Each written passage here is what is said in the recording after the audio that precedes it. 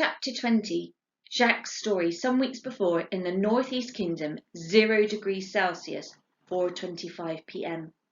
Jacques' story bureau letter, hung from sprite ribbon on a lamp above the stairs, sent him to the far and remote northeast of the land of stories. He walked through blizzards and driving cold winds. Then one evening he saw a warm-looking little house tucked away in a line of trees. It reminded him of home. It had a chimney which billowed white smoke, and a friendly light shone out from the windows. It looked very inviting. This looks like as good a place as any, thought Jacques as he shivered in the cold. He knocked on the stout wooden door, which was soon opened. A little man, more of a dwarf really, looked at him with a worried expression. "Good evening, traveller," he said. "May I come in and warm myself? I have been travelling these last 2 days and nights, and it looks set to be another cold, raw night tonight," says Jacques. "You may come in," said the little man, "but I should warn you, we are all armed." Jacques crouched down and entered the little house.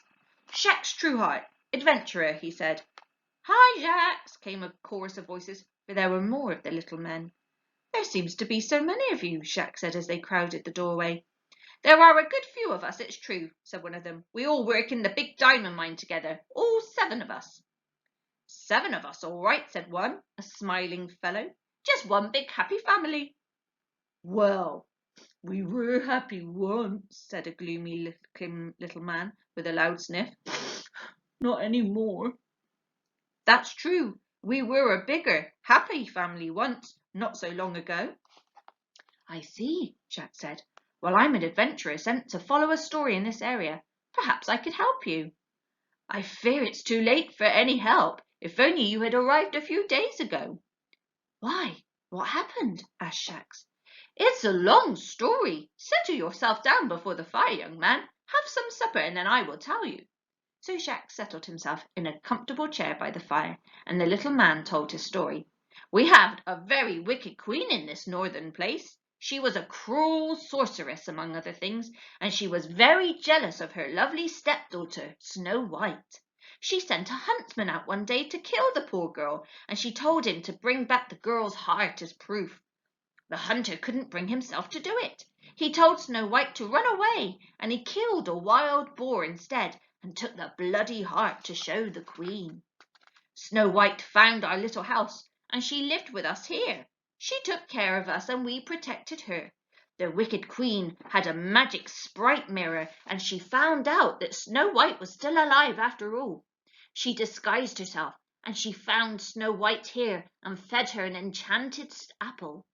When Snow White ate the apple, she fell into an enchanted sleep, and only the kiss of true love can waken her.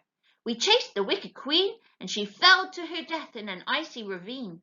Then we took our lovely Snow White, and we made a special crystal coffin and hid her somewhere very safe." Jacques sat back, amazed. This surely was his story. He was to be the chosen one who would awaken Snow White. "Will you take me to this secret place?" says Jacques.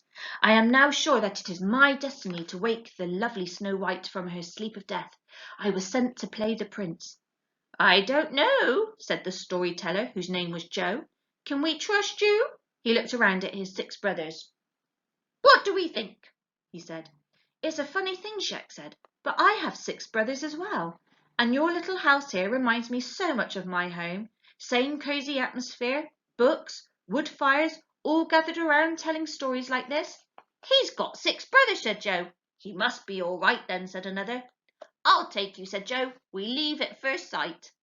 The next morning Joe and Jacques took their leave of all the others. Jacques shook their hands with all 6 that remained behind, and then wrapping himself in his winter cloak and hoisting his pack staff, he walked out with Joe into the snow.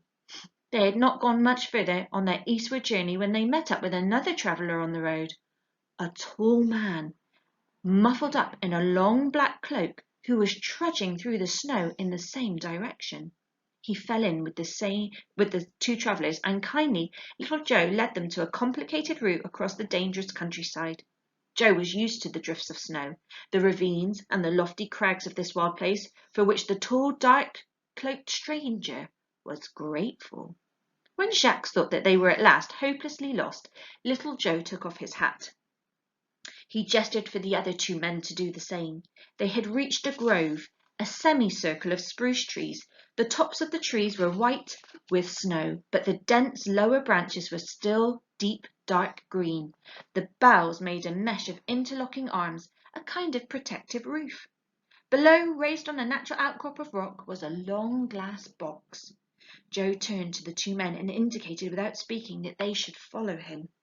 He walked very slowly forwards in the deep snow, and Jacques and the tall man in black followed him until they were standing by the glass box.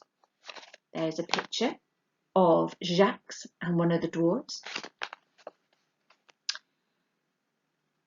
Snow White lay inside. Her skin was white as snow, her lips were the colour of bright blood, and her hair was dark as a raven's wing. Jacques was instantly smitten with love. His heart broke to see the lovely girl so perfect and deeply asleep in her enchantment. He wanted to touch her, to stroke her hair, to place a kiss on that pale cheek. He asked Joe to lift the lid of the glass coffin. The man in the black cloak whispered, "I will do it. I have the height and strength after all." Joe said angrily, "I may be a dwarf, but I'm stronger than 10 of you ordinary men." He leaned forward, unlocked the clasp on the glass lift, and raised it onto its golden hinges. "A fine piece of work," said the man in black. "Shh!" Joe said now, in a fury with the sinister stranger, and wishing he hadn't allowed him to tag along with them. "Show some respect." Jacques knelt by the open coffin and looked at the face of Snow White, so pale, so pure, and love swelled in his heart. He leaned forward to plant a kiss on Snow White's cheek. Before he reached her face, he was aware of a perfume. It was a sweet smell, perhaps too sweet, like a bowl of overblown roses that had stood too long in the sun. His head swam, and he felt weak suddenly. He heard a cold, quiet voice whisper very close in his ear. "I used the same drug on our little dwarf friend here, and your brothers too, Mr. So-called adventurer Trueheart. What a collection of brawny fools! How very easy it has all been." Jacques could not even speak now. He just stared ahead in horror, realizing that the love of his young life, this Snow White who was his Juliet, his Cleopatra, his Helen, had no protection at all. He just managed to catch a glimpse of little Joe slumped beside him, perhaps dead, before he himself fell into a deep sleep down on the welcoming soft snow. Oh my gosh, I'm going to leave you learners on a bit of a cliffhanger. Next time, you'll have to wait a week. Next week, I will start to record the last 10 chapters that are part of part 2. So next time we will be on chapter 21. But I hope you enjoyed this part of part 2 anyway, and I look forward to seeing you soon. Bye!